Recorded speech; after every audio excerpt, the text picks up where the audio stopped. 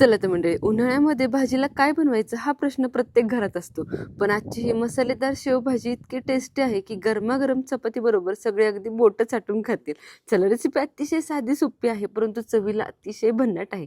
यासाठी छान अशी मसालेदार शेव घ्यायची. दुकानामध्ये शेव घ्यायला गेल्यावर बरेच प्रकार असतात शेवीचे. त्यातली आपल्याला शेवभाजीसाठी अशी मसालेदार लाल रंगाची शेव लागते, कारण हीच शेवभाजीमध्ये अतिशय चविष्ट अशी लागते.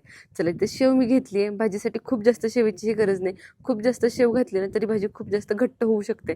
त्यामुळे अगदी अर्धी वाटी शेवेमध्ये 3 ते 4 जणांसाठी पुरेल एवढी भाजी तयार होते. आता याचा सुंदर असा मसाला तयार करून घेऊयात. यासाठी कढईमध्ये तेल गरम करून यावरती 1 ते 1.5 चमचा धने, 1 चमचा जिरे, सुकं खोबऱ्याचा किस, त्याचबरोबर लाल सुक्या मिरच्या, या चारही गोष्टी छान खमंग अशा भाजून घ्यायच्या. अगदी तांबूस रंगावरती जोपर्यंत खोबरे येत नाही तोपर्यंत या सगळ्या गोष्टी व्यवस्थित भाजा. यामुळे आपल्या भाजीला टेस्ट भन्नाट अशी येते. त्यामुळे हा मसाला खूप जास्त महत्त्वाचा आहे. तुम्ही बघू शकता अगदी लो टू मिडियम फ्लेमवरती सगळ्या गोष्टी मी किती सुंदर अशा भाजून घेतल्यात. चला, तर हे सगळ्या गोष्टी बाजूला काढूयात आणि आता यामध्ये घालायचा आहे आपला कांदा. त्यासाठी 2 ते 3 चमचे तेल गरम करायचं. यावरती अगदी ओबडधोबड असा चिरलेला कांदा घालायचा. ते एक मोठ्या आकाराचा मी कांदा घेतलाय. इथे मी 4 जणांसाठी ही शेवभाजी बनवते, त्यानुसार हे सगळं प्रमाण आहे. कांदा लवकर पचला जावा, शिजला जावा यासाठी चिमूटभर मीठ घालायचं आणि कांदा छान गुलाबी रंगावरती परतवून घ्यायचा. अगदी लो टू मिडियम फ्लेमवरती कांदा छान मी परतवून घेतला. तुम्ही बघू शकता कांदा किती सुंदर असा भाजला गेलाय.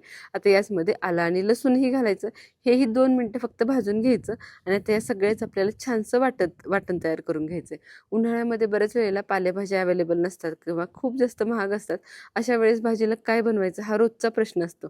परंतु ही शेवभाजी जर तुम्ही बनवाल तर इतकी भन्नाट अशी होते आणि सगळे अगदी आवडीने खातील, इतकी टेस्टी होते. चला, आता वाटण्यासाठी भाजलेला सगळा ड्राय मसाला, कांदा, आलं, लसूण, त्याचबरोबर कोथिंबीर घातली. थोडंसं पाणी घालून याचं छानसं वाटण तयार करायचं. वाटण अगदी बारीक असं करा, त्यामुळे पाणी आवर्जून घाला. पाणी घातल्यामुळे वाटण अगदी मऊसूद व्हायला मदत होते. आपण बेडगी मिरच्या आपण भाजताना घातल्यात, खोबरं भाजताना, त्यामुळे रंग अतिशय सुंदर असा आलाय. चला, तर वाटण आपलं तयार झालंय. आता घेऊयात फोडणी करायला. कढईमध्ये 4 ते 5 चमचे तेल गरम करायचं. यावरती हे वाटण घालायचं आणि वाटण अगदी तेल सुटेपर्यंत परतवून घ्यायचंय. आपल्या शेवभाजीला तरी अगदी छान येण्यासाठी वाटण व्यवस्थित परतलं जाणं खूप जास्त गरजेचं आहे. वाटणातलं सगळं मॉइश्चर निघून जाईपर्यंत वाटण मी इथे परतवून घेणार आहे.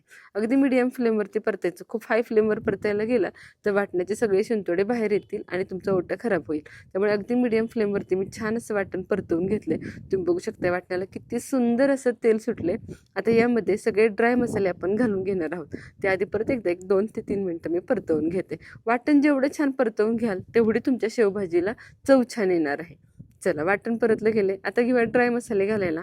पाव चमचा हळद, अर्धा चमचा लाल तिखट, त्याचबरोबर 1 चमचा घरगुती काळं तिखट घालून घेते. काळं तिखट नसेल तर कांदा लसूण मसाला घातला तरीही चालेल, परंतु माझ्याकडे आहे आवर्जून घरगुती काळं तिखट म्हणून मी हे घालते. आता हे सगळे ड्राय मसाले या वाटणामध्ये परत एकदा परतवून घ्यायचे. जोपर्यंत तेल सुटत नाही तोपर्यंत हे आपण परतवून घेणार आहोत. शेवभाजी म्हटलं की आपल्याला आठवते ती झणझणीत अशी तरी आणि त्यानंतर ही खमंग अशी शेव.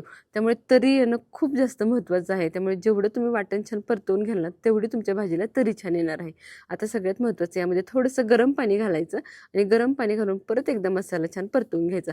यामुळे काय होतं, मसालेही करपत नाहीत आणि आपल्या भाजीला तरी यायला मदत होते.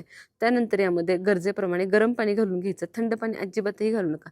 जर तुम्ही थंड पाणी घातले या स्टेजला तर तुमच्या भाजीला तरी अजिबातही येणार नाही किंवा पाहिजे अशी येणार नाही. त्यामुळे आवर्जून गरम पाणी घाला.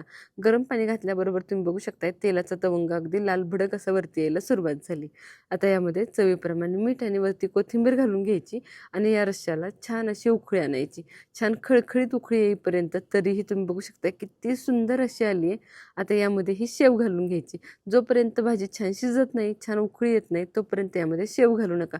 शेव अगदी शेवटच्या स्टेजला घालायची आहे. शेव घातल्यानंतर भाजी खूप जास्त आपल्याला उकळून घ्यायची नाही आहे. फक्त एक 3 ते 4 मिनिटं आपल्याला भाजी शेव घातल्यानंतर उकळून घ्यायची. कारण खूप जास्त जर भाजी तुम्ही उकळवाल तर शेव अगदी मऊसूद होऊन जाईल आणि त्याचा जो क्रंच आहे तो राहणार नाही. चला, तर शेव घालून फक्त मी 2 ते 3 मिनिटं भाजी उकळून घेतली. आता लगेच फ्लेम बंद केली आणि भाजी आपली सर्विंगसाठी रेडी आहे. तुम्ही बघू शकताय तरीही भन्नाट अशी आली आणि शेव महत्त्वाचं अजिबातही यामध्ये विरघळलेली नाही आहे. शेवभाजी बनवताना सगळ्यात महत्त्वाचा प्रश्न हाच असतो की शेव अगदी गाळ होऊन जाते. परंतु या पद्धतीने जर तुम्ही अगदी शेवटच्या स्टेजला शेव घालाल तर शेव अजिबातही यामध्ये विरघळणार नाही. चला, सुंदर अशी शेवभाजी मी चपातीबरोबर सर्व करून घेतली. चपाती, भाकरी, भात कशाही सोबत ही शेवभाजी तुम्ही आरामात खाऊ शकता. लिंबू पिळून घ्यायचं घ्यायचं आणि सुंदर अशी शेवभाजी सर्व करायची. चला, ही झणझणीत अशी शेवभाजी तुम्हाला कशी वाटली मला कमेंट सेक्शनमध्ये नक्की सांगा. रेसिपी आवडली असेल तर व्हिडिओला लाईक करा, बनवायचं असेल तर सेव्ह करा, कोणाकडून बनवून घ्यायची असेल तर शेअर करा आणि अशाच झणझणीत रेसिपींसाठी चॅनलला सबस्क्राईब करा.